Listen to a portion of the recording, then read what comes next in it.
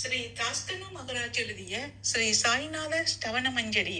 ஸ்ரீ கணேசனை வணங்குகிறேன். எல்லாவற்றுக்கும் ஆதாரமானவனே, மயிலேஸ்வரா, எல்லாவற்றுக்கும் சாட்சியாக விளங்குபவனே, கௌரியின் மகனே, ஓ எண்ணங்களுக்கு எட்டாதவனே, பெருத்த வயிறனே, ஸ்ரீ கணபதி என்னை காப்பாற்று. நீ எல்லா கணங்களுக்கும் முதல்வனும் தலைவனும் ஆவாய். எனவே உன்னை கணேசன் என்பர். எல்லா சாஸ்திரங்களாலும் ஏற்றுக்கொள்ளப்பட்டவன் நீ. ஓ சாரதா, வாக்கின் தெய்வமே, நீ ஒலிவடிவாக பிறக்கும் பதங்களின் தலைவி. உன்னுடைய இருப்பினால் தான் உலகத்தில் எல்லா நிகழ்ச்சிகளும் நடக்கின்றன. நீ எழுத்தாளர்களின் தேவதை. நீ எப்போதும் தேசத்தின் அணிகலனாக விளங்குகிறாய். உனது எல்லையற்ற சக்தி எல்லாவற்றிலும் விளங்குகிறது.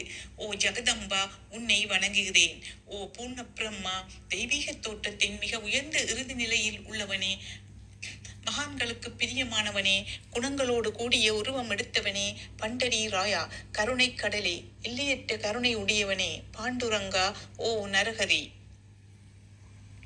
நீ எல்லாவற்றின் சூத்திரதாரி.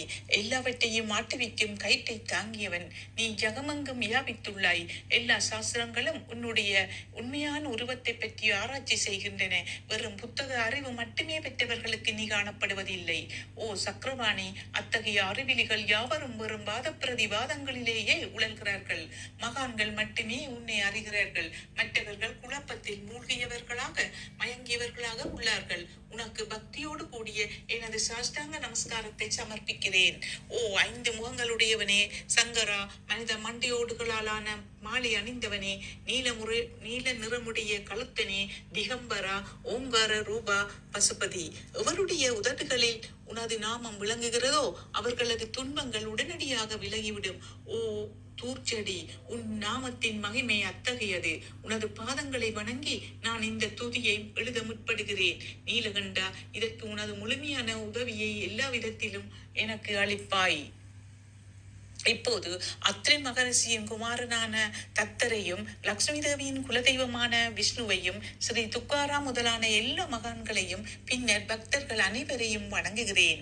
சாய்நாதா, உமக்கு வெற்றி உண்டாகுக. பாவிகளை உய்விப்பவரே, அருள் நிறைந்தவரே, இப்போது உமது பாதங்களில் எனது சிரத்தை வைக்கின்றேன். எனக்கு பயமற்ற நிலையை, அதாவது உமது பாதுகாப்பை அளிப்பாயாக.